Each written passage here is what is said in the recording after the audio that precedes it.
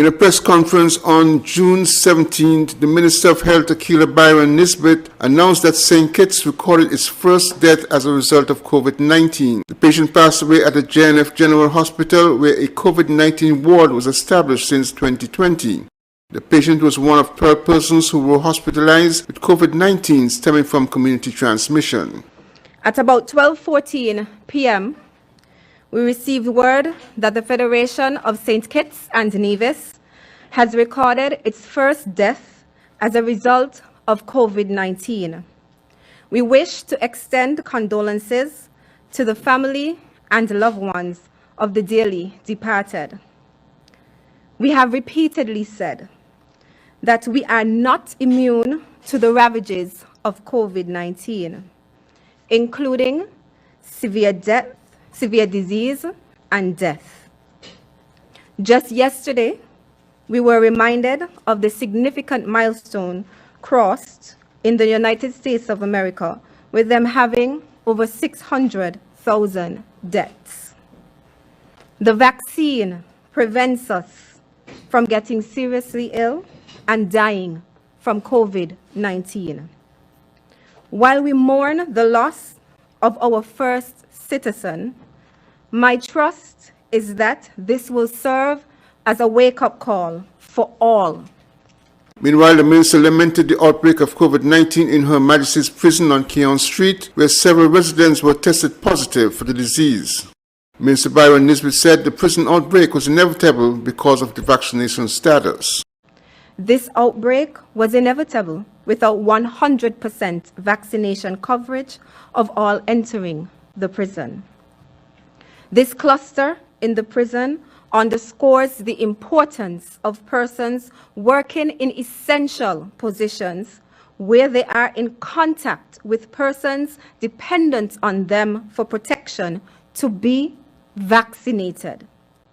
We continue to urge adults over the age of 18 to get vaccinated, not just to protect yourself, but all those who are dependent on you for protection. In just 4 weeks, St. Kitts recorded 234 additional cases with 12 hospitalizations, 1 death, while 208 cases are currently being monitored. Glenn Bart reporting for SK Newsline. The government is considering the use of electronic bracelets to track persons who are placed in home quarantine. SK Newsline's Glenn Bart has been tracking this story and filed this report. The government of St. Kitts and Nevis is looking at introducing electronic bracelets that allow for the tracking of persons who have been placed in quarantine, according to Police Superintendent Cameron Henry of the COVID-19 Task Force. These devices are generally GPS-based technology that are now being employed in the fight against the global COVID-19 pandemic by enabling quarantine enforcement. Some countries have made it mandatory that all quarantined individuals wear the bracelet. In the Eastern Caribbean, the technology has been used in Antigua and in Barbados to help control the breach of quarantine. On 16 July, Superintendent Henry disclosed that the technology is being explored for use in St. Kitts and Nevis. Yes, consideration is being given for the use of electronic bracelets to track or to monitor persons who are placed in home quarantine. Provisions are made for this in the COVID-19 Act, and we are presently exploring these devices. What will also be considered in adopting the technology here will be its cost and the manpower needed to support the background monitoring and enforcement in order for the process to be successful. Glenn Bart reporting for SK Newsline. Meanwhile, some workers at the St. Christopher Air and Seaports Authority tested positive for COVID-19, while others who were in quarantine have been released. More in this report. 4 employees at the St. Christopher Air and Seaports Authority, SCASPA, have tested positive for the coronavirus disease, according to a statement from SCASPA on Thursday. The statement said the staff members were isolated and exposed. Employees have been asked to self-quarantine pending contact tracing by health officials. The statement added that to date, 31 employees have been quarantined, 17 of which have been released. Additionally, 63.5% of SCASPA staff have been vaccinated with the first dose, and there are continuing efforts to get most of the staff members vaccinated. I'm Andre Huey reporting for SKN Newsline. When we come back, we get answers to the question, why can't a business with fully vaccinated employees open during the partial lockdown? Elliot's Funeral Parlor is the first licensed embalmer in the Federation of St. Kitts and Nevis. We have a friendly and professional staff. At Elliot's Funeral Parlor, we offer a wide range of packages from $6,500. Homegoing service at chapel, locally made caskets, tailoring of outfit for deceased of your choice, wake, overnight with slideshow, funeral, death announcement, obituary, booklets, family pin-ons, memorial books, preparation of funeral arrangements, wreath, fresh and artificial. For further information, call 469-3298, 664-2007 or 660-0186. Elliot's Funeral Parlor in Gingerland, Nevis. Dedicated to those we serve.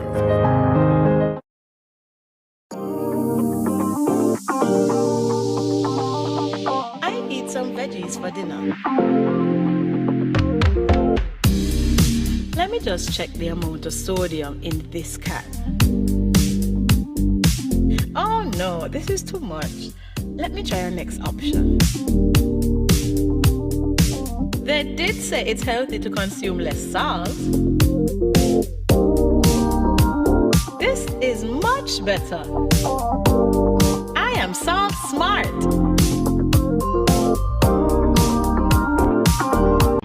Bless up, Dejo here, and I'm doing my part in the fight against COVID-19 by following all safety protocols and most importantly, rolling up my sleeve for the vaccine. So I'm encouraging you to do the same because that's our best shot of protecting ourselves, our family, and our friends. So don't wait, vaccinate. Let's roll up to roll out.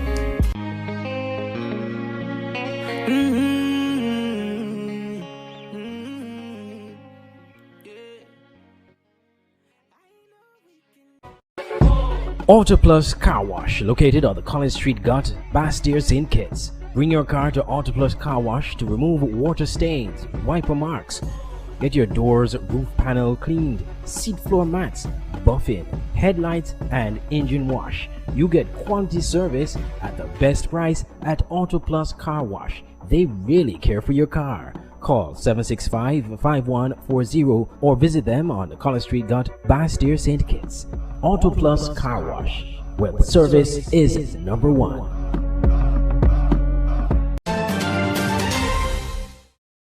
If a business has fully vaccinated employees, why can't they open and function during the partial lockdown?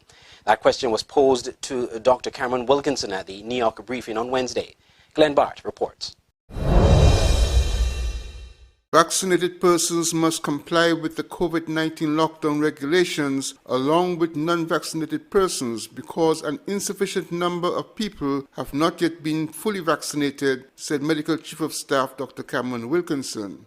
Dr. Wilkinson was speaking at the 16th June NEOC COVID-19 briefing when he responded to a query on why the movement of vaccinated persons must be restricted along with the non-vaccinated persons. He explained the decisions taken at this time. The question was asked, why are we restricting the movement of the unvaccinated with the vaccinated?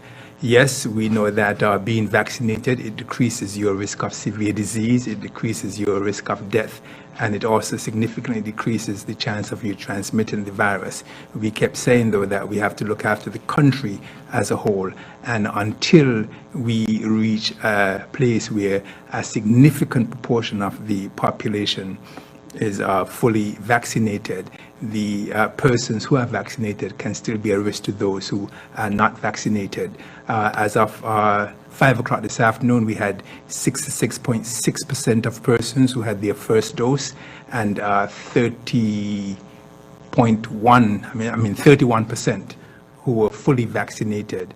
We are hoping that by the end of this month, we would have 66% of persons fully vaccinated, and then we can start making decisions where we know that the majority of the persons are fully vaccinated, such that whatever decisions we make in relation to the vaccinated persons, we would have a smaller percentage of persons who are not vaccinated, and that would not overwhelm our health system. And so we have to think about our healthcare system when we are making these decisions. It's also important to note that without a vaccination passport, one cannot determine who is vaccinated and who is not. And so we have to have a broad policy to stop the movement of persons, because by stopping the movement of persons, we are stopping the movement of the virus, and anyone, whether you're vaccinated or not, can cause the virus to move. Health authorities are hoping to break the chain of spread of the COVID-19 virus in the current community spread on St. Kitts. Glenn Barth reporting for SKN Newsline. A man from the Taylors community is reported missing by the police, as we hear in this Jacinthia Teixeira report.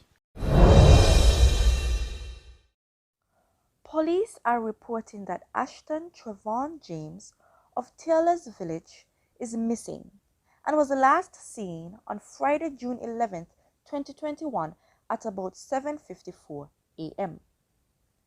Reports are that he was wearing a short-sleeved shirt and brown pants. If anyone has any information about his whereabouts, they are asked to contact the Bastia police station or call the crime hotline at 707. All information shared will be treated as confidential. I am Jacinthia Teixeira reporting for SKN Newsline. And finally, in the local news, businessman Dion Daniel has apologized for a statement issued Wednesday regarding a GoFundMe account to raise funds for a health ailment. We have more in this report. Developer Dion Daniel has pledged $1,000 to a GoFundMe campaign of a man in St. Kitts who incidentally has the same name.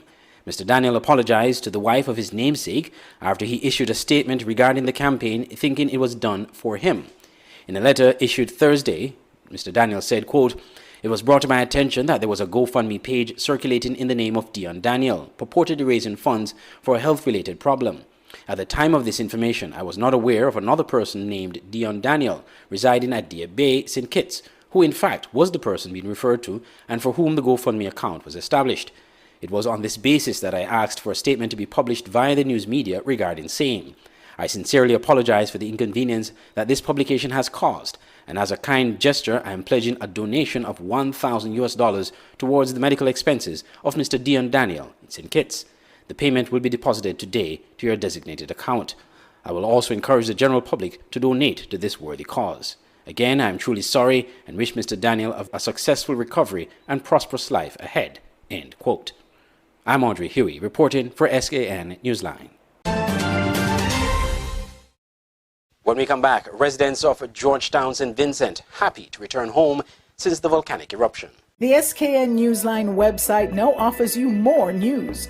Log on to www.sknnewsline.com for local, regional, and international news. You can also watch the latest newscast and keep abreast with news in sports, all from sknnewsline.com. That's www.sknnewsline.com. News at your fingertips. You know, it's me, Mr. HE, and I'm here with one message. Roll up to roll out. We all know how difficult things have been during this COVID-19 pandemic. While we continue to wash our hands, wear a face mask, and practice social distancing, how about we take it one step further and get vaccinated? Call the nearest health center to find out if you are eligible to be vaccinated. Or you can contact the Ministry of Health at any one of these numbers down below. Don't be discouraged by the negativity. We all have a role to play in protecting this federation. So, St. Kitts and Nevis, let's roll up to roll out.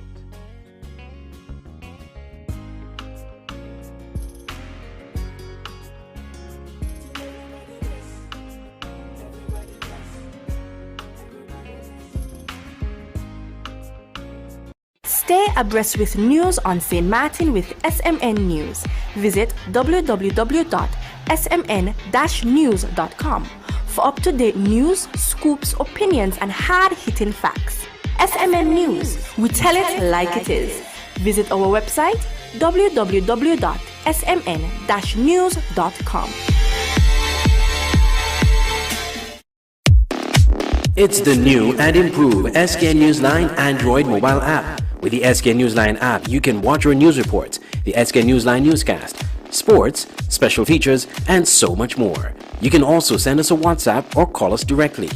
Go in the Google Play Store, search SK Newsline and download the app today. The SK Newsline mobile app. News on the go.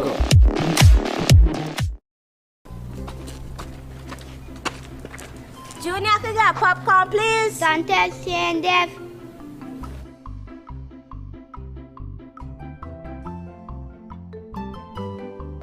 Want some to plead? I can get some starch.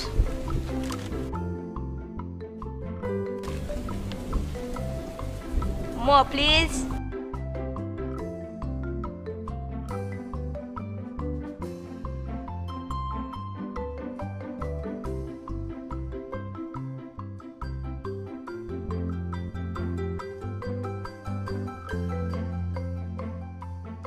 Boy, take a pack up from Junie.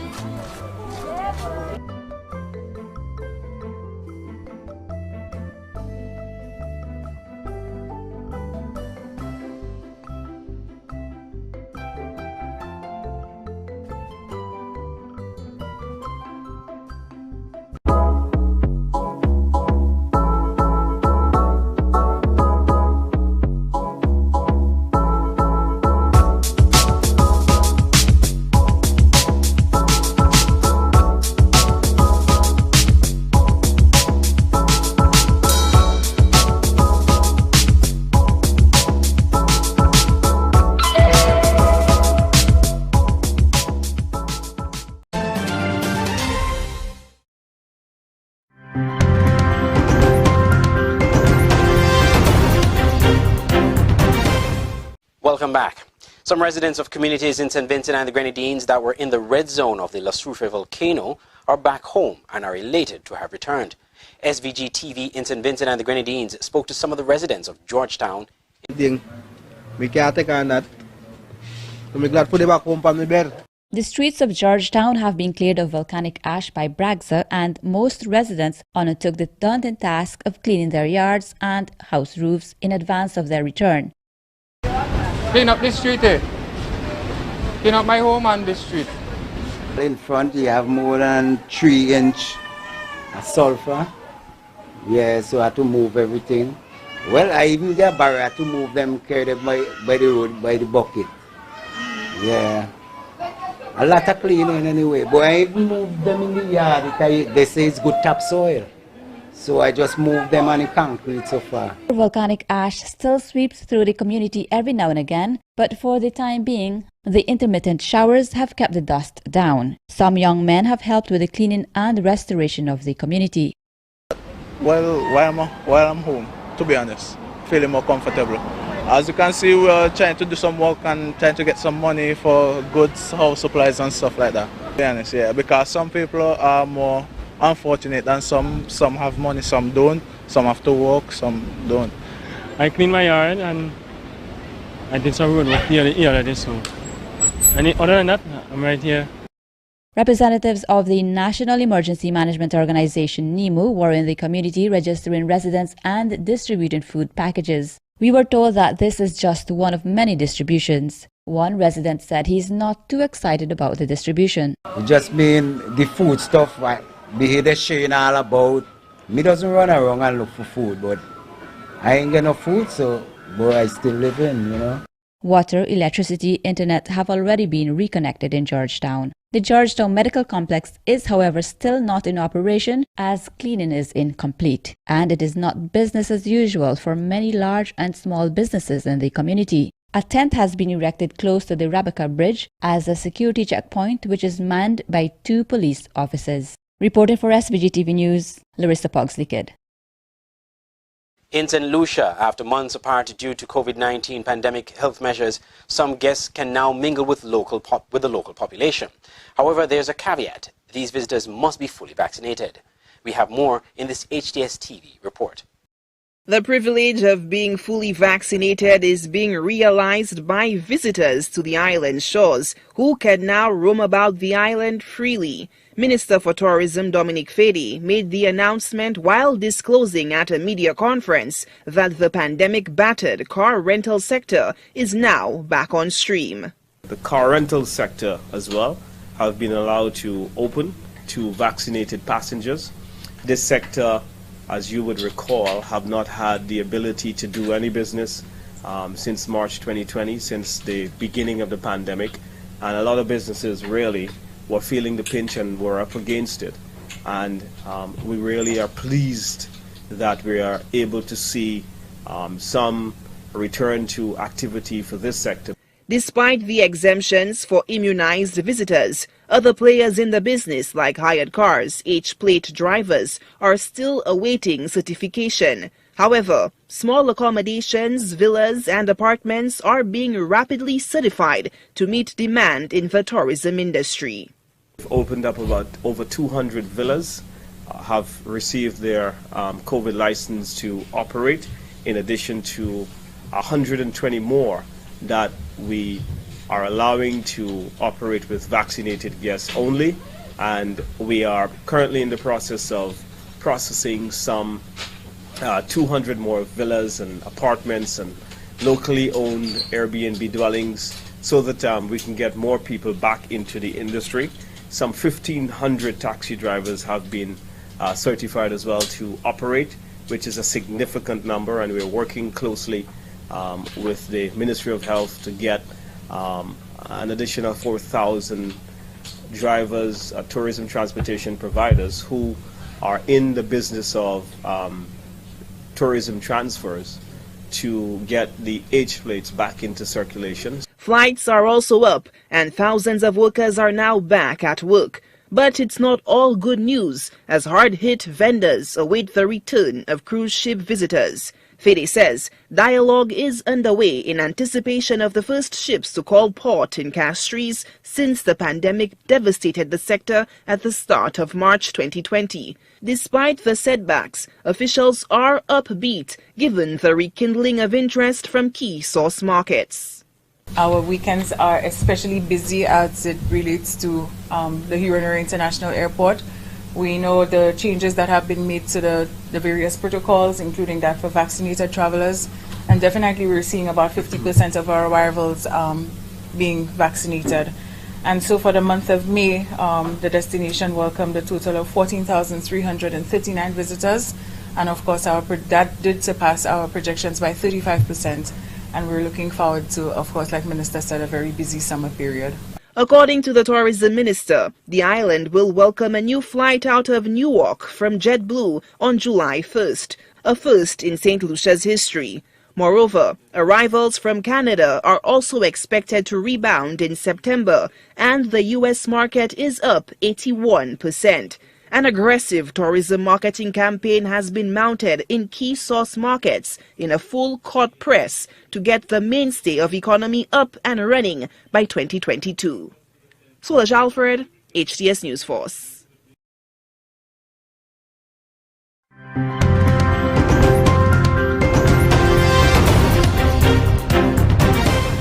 Fireworks lit up the sky in New York City in celebration of nearly all COVID-19 restrictions being lifted. NBC News' Ron Allen reports from Times Square, where hotels and restaurants are filling up again. The Big Apple is back open for business. Fireworks lighting up the sky across the state last night to celebrate the reopening. Nearly all COVID restrictions gone. No more social distancing, no more capacity restrictions, and no more health screenings. NBC News correspondent Ron Allen is live for us from Times Square. Ron, good to see you. The city was, as you well know, the epicenter at the beginning of this pandemic. What is it like in Times Square today? Well, it's open for business, and it's booming. You can see behind me here, there are lots of people, and I can remember being down here months ago when there was absolutely no one here for a long period of time, and people are back. And most of these people are tourists, which means that the hotels are filling up again, which means that the restaurants and Broadway is going to open in a couple of months. So all that is the lifeblood of New York City. We talked to a lot of people here to ask them how comfortable they feel with these restrictions being lifted so right now, whether it's too soon, whether they're comfortable, just what. Here's a lot of what they had to say. We're comfortable with pretty much anything. Going to restaurants, meeting people, going and seeing events, the movies and all that. Yeah, so we're definitely excited about everything opening up again. would say it's not too early, but it could also be very early, just for the fact that there are a lot of people still not vaccinated. I mean, you know, there are people flying in and around the world, you know, and that's kind of dangerous. Like, certain people come from other places might, you know, lead to different variants. I wouldn't go to a club, to a basketball game. I guess here I'm like calm because I'm traveling. But in my own country, I wouldn't be as calm as here. So people are cautiously comfortable, you might say. Remember, it's been like 15 months or more or so of masks and social distancing, isolation. So some people are barging out there and others are taking cautious steps. But the bottom line is, you know, life is getting back to normal. I like that phrase, cautiously comfortable. Let's talk vaccinations, as one of those folks that you interviewed said. 70% of New Yorkers have at least one shot, 19 days ahead of the president's goal for the whole country to reach that milestone. What can other states, Ron, learn from states like New York and California? To get their vaccination rates up, it's pretty simple. This is not complicated. And all those restrictions that we're saying that are lifted refer to people who have vaccinations. New York is now one of 15 states, along with the District of Columbia, that has reached that 70% threshold of the adult population vaccinated. There are 25 states that have fewer than 50% vaccinated. Many of those states are in the southern part of the country. The lowest vaccination rate is in the state of Mississippi, which is around 30%. That's the issue. That's the concern. That's the problem there. You also heard people talking about how there are people flying in here from around the world, for that matter, where vaccination rates are even lower. So there's that. So while this is over to some extent, it's really not, because there's still coronavirus out there. There's still variants out there. And the key, though, is vaccination. I mean, we've been saying it for months and months now, and it's really just quite that simple. And that's what public health officials are saying, and that's what it's all about now. To hit that 70% herd immunity across this country. Ron Allen for us. Thank you so much. Good to talk to you. Hey, NBC News viewers, thanks for checking out our YouTube channel. Subscribe by clicking on that button down here, and click on any of the videos over here to watch the latest interviews, show highlights, and digital exclusives. Thanks for watching. Constructive and pragmatic. This is how U.S. President Joe Biden and his Russian counterpart Vladimir Putin have described their first face-to-face talks since Biden took office. The two leaders agreed to resume talks on arms control and cybersecurity. They also pledged to return ambassadors to each other's capitals after they were withdrawn earlier this year. Al Jazeera's Natasha Butler has more from Geneva, Switzerland. An elegant 18th century villa overlooking Lake Geneva was the setting for the high-stakes meeting. Russian leader Vladimir Putin arrived first. He was greeted by the Swiss president, who then welcomed Joe Biden. The two men looked tense as they stood for their first official photo. A handshake barely broke the ice. Relations between Washington and Moscow are at their lowest point in decades. The face-to-face talks were aimed at improving them. As I said outside, I think it's always better to meet face-to-face. After several hours behind closed doors, there were some agreements. Pledges to repost ambassadors, extend an arms control treaty and discuss cybersecurity. Both said the meeting was positive, but there was little progress on other issues, including the conflict in Ukraine and human rights. Putin dismissed Biden's concerns about Alexei Navalny, calling the Russian opposition leader a lawbreaker. Ignoring the rules of law, this person went abroad for medical treatment. He arrived back in Russia, deliberately trying to be arrested. He knew what he wanted. Biden was clearly unimpressed by Putin's attempt to compare Russia's treatment of opposition activists to the US Capitol riot. My response is kind of what I communicated, but I think that's a ridiculous comparison. It's one thing for literally criminals to break through cordon, go into the Capitol, kill a police officer, and be held unaccountable. And it is for people objecting and marching on the Capitol and saying, you are not allowing me to speak freely. There were no major breakthroughs in this summit and clearly little common ground, but the return of US and Russian ambassadors to their posts is clearly a step to reopening communication between Moscow and Washington. For Putin, this was a moment back on the world stage, likely to play out well at home. For Biden, it was an opportunity to put down red lines and distance himself from his predecessor Donald Trump's approach, often accused of being soft on Russia. Biden may be closer to the more stable relationship he says he wants with Moscow, but it's still unlikely to be a predictable one. Natasha Butler, Al Jazeera, Geneva.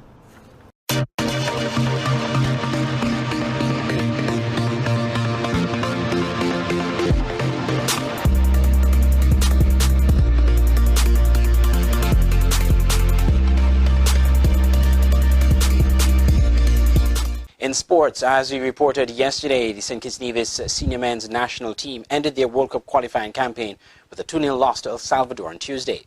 In this report, we hear from coach Leo Nieva. Very rewarding was how coach of the St. Kitts and Nevis senior men's national team, Leo Nieva, described the World Cup qualifying campaign of the Sugar Boys, which ended on Tuesday night.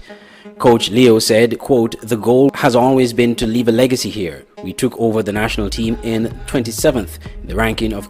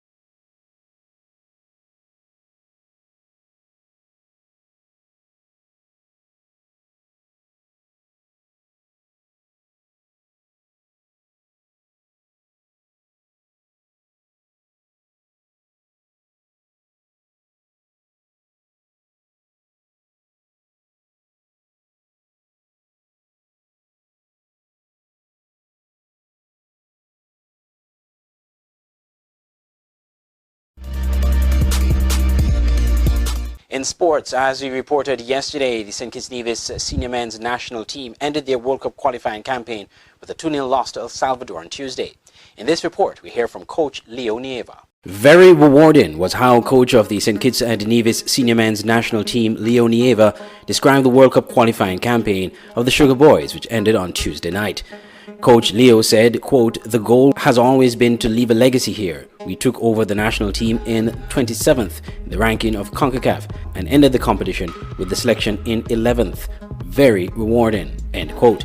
He pointed to the positives of the campaign, which included St. Kitts and Nevis being the first in CONCACAF to qualify among 30 nations for the second round of qualifiers. He said, quote, "I'm very happy for what we have achieved in these qualifiers. We were the first of 30 national teams to qualify, top of Group F, which included Trinidad and Tobago," end quote. He pointed to the fact that 7 players from the under-20 and under-23 teams debuted in the national team, and all 23 players in the squad competed in the qualifiers. Only 4 of the overseas-based players, he said, played in the match against El Salvador. Most of the players were locally based. St. Kitts and Nevis lost to El Salvador in a home and away series, 4-0 at home and 2-0 away. Coach Leo regretted the big loss in the home match last Saturday. He was not satisfied with the way the team played at home, noting it was difficult to come back from that defeat. He said, quote, "In the second game away, we played with full focus and concentration on football. Players gave everything on the field. Also, I'm satisfied because they adapted well when we changed the tactical system, breaking the back line of 4 to 3 players," end quote.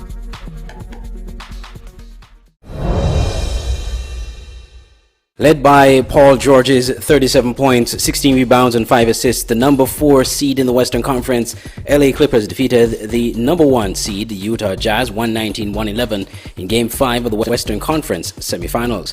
Marcus Morris Sr. added a playoff career-high 25 points for the Clippers in the victory, while Bojan Bogdanovic tallied a career-high 32 points for the Jazz in the losing effort. Additionally, for the Jazz, Donovan Mitchell recorded 21 points, 5 rebounds and 5 assists, snapping his streak of 6 consecutive games with 30 plus points. In the other matchup in the Eastern Conference, after trailing by as many as 26 points, the Atlanta Hawks defeated the number 1 seed in the Eastern Conference, the Philadelphia 76ers, 109-106 in Game 5 of the Eastern Conference semifinals. Trae Young led the way for the Hawks with a playoff high 39 points, 7 assists in the victory, while Joel Embiid had 37 points, 13 rebounds, 5 assists, and Seth Curry playoff career high 36 points and 7 3-pointers, combined for 73 points with the 76ers in the losing effort. And that will do it for this edition of the SK Newsline Newscast. I'm Andre Huey. Thank you for joining us. Remember, you can get more news by visiting our website at www.sknewsline.com or on the SK Newsline Facebook page. From all of us here at SK Newsline and at Channel 95, I'm Andre Huey. Thank you for watching.